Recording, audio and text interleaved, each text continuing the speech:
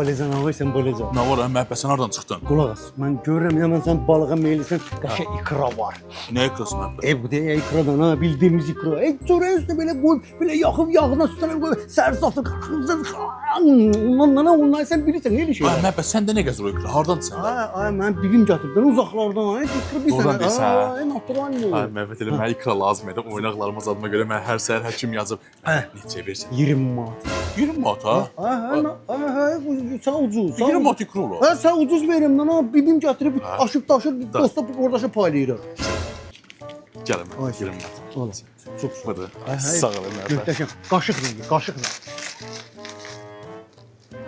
Ay, məhəbbət, Ha, bu nə də belə? ikra. Bə deyəsən bildiyimiz ikram verəm sənə. Mən belə ekranı bilirəm də.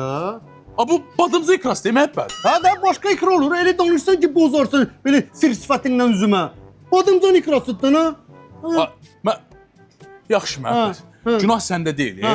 məndə də deyil. Günah o ikrayla qara Hə. ekrana. Bunu eyni Heç məhəbbət, çıx get məhəbbət. Get. Yaxşı. Tripoş sifətini mənə göstərmə. Deyirəm bibim göndəribdən ha. Belə bankalarda zətdə. Hələ sən qarasın göndərsin ekran ha.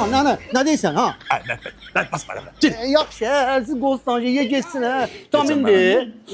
Qara ikradı ilə gör nəyə satdı. Fay atı onunla.